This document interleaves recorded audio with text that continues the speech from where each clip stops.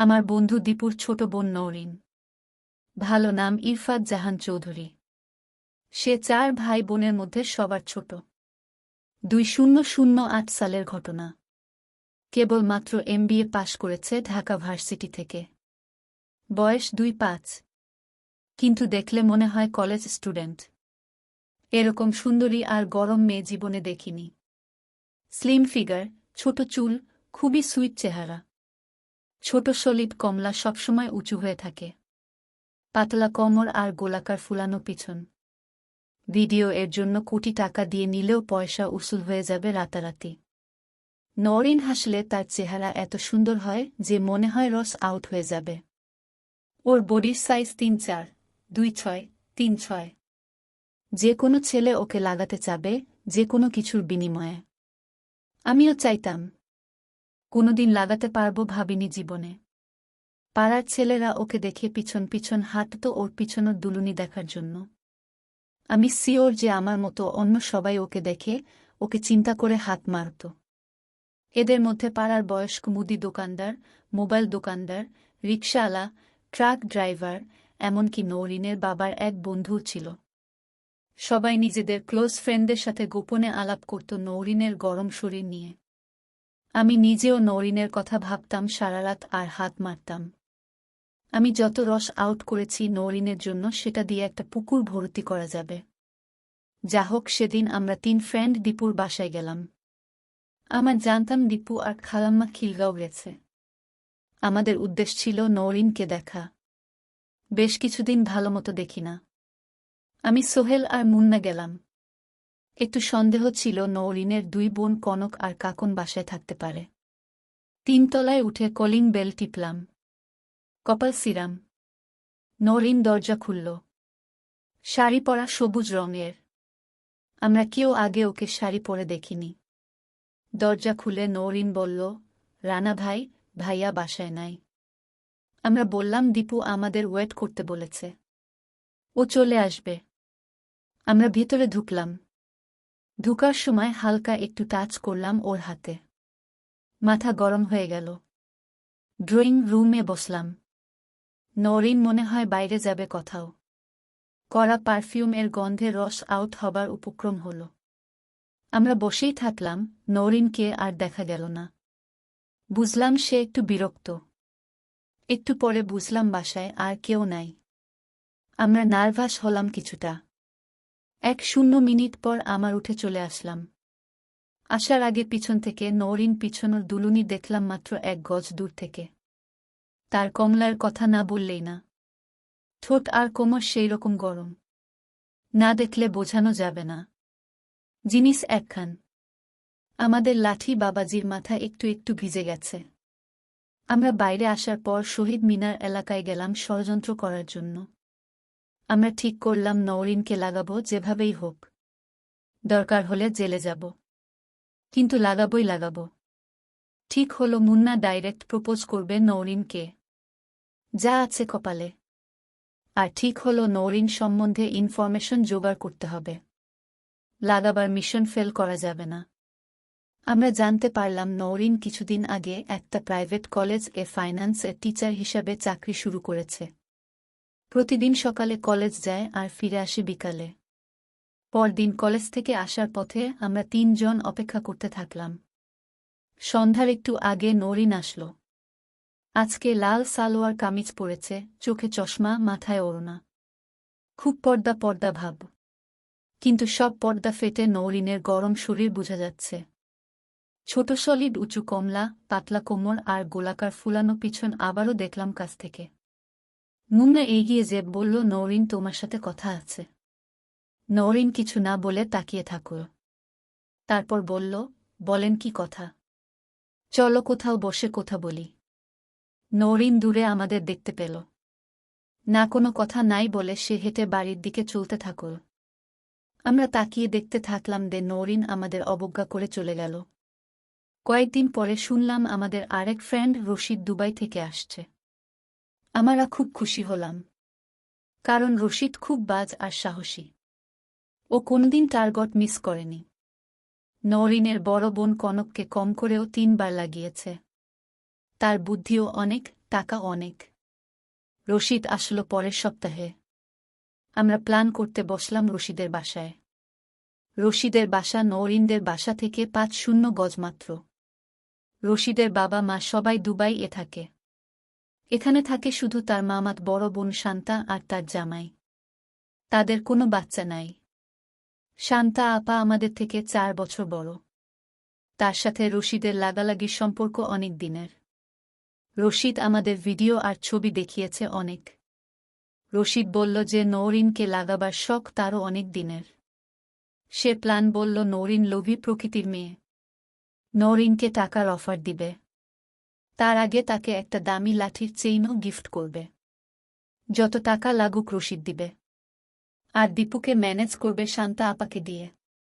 Plan অনুযায়ী পরদিন বিকালে শান্তা আপার সাথে দীপুর ডেটিং ঠিক করা হলো।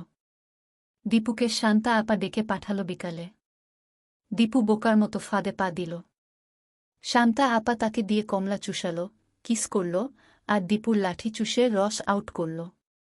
২ মিনিটের ভিডিও রেকর্ড করল রশিদ গোপন ক্যামেরা দিয়ে। খুব সহজে কাজটা হয়ে গেল। আমরা দীপু আর শান্তা আপার ভিডিও দেখলাম আর বললাম এবার তোর সুন্দরী বোনকে আমরা লাগিয়ে অনেক দিনের স্বাদ মিটাব।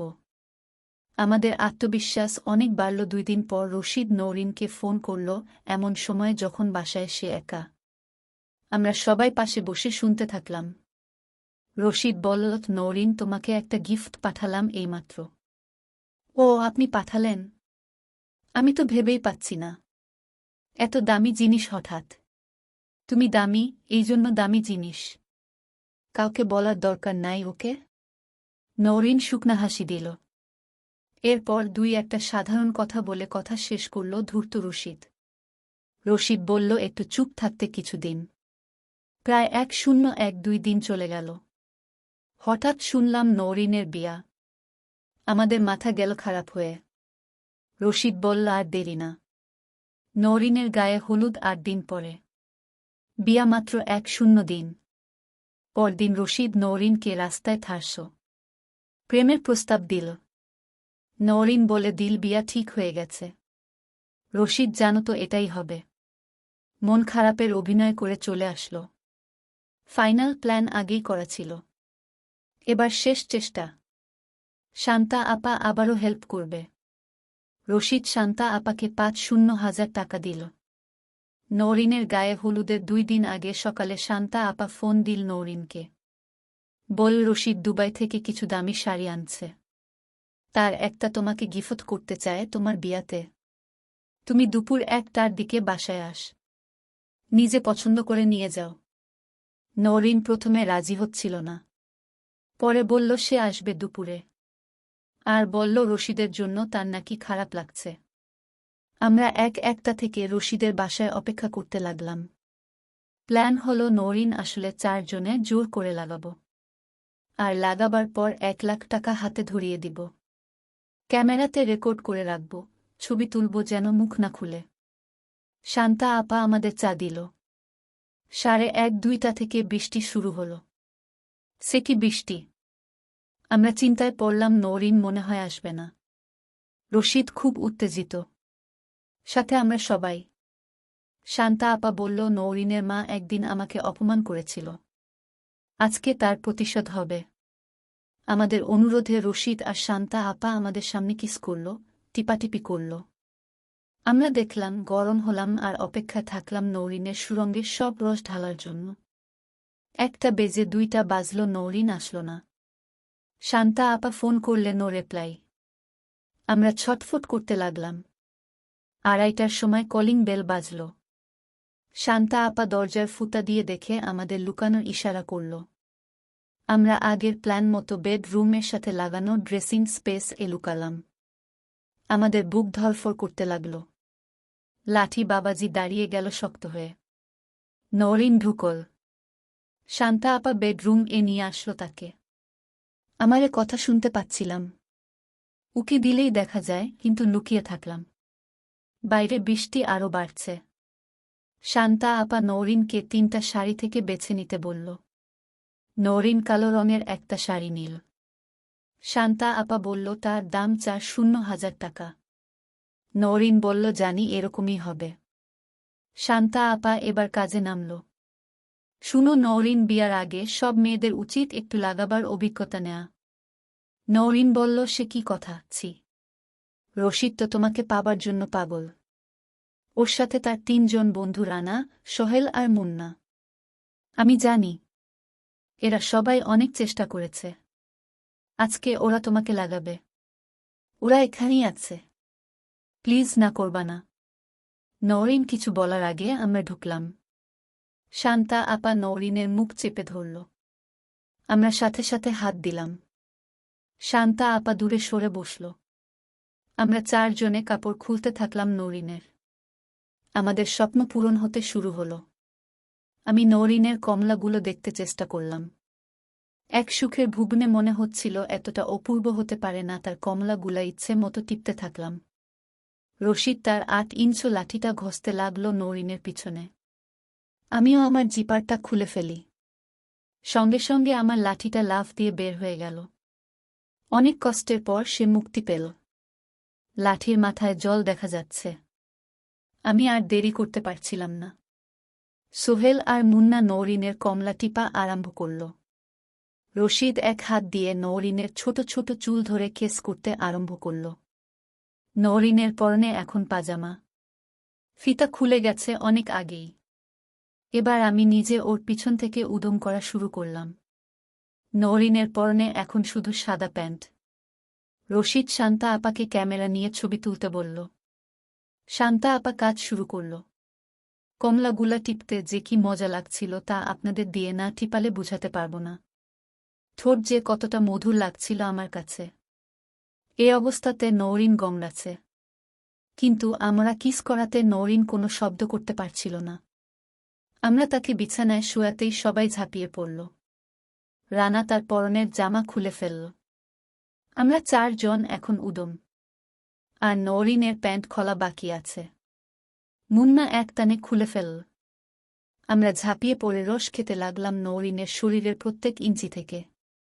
নওরিনের উদম শরীর দেখে আমাদের মাথা নষ্ট হয়ে গেল।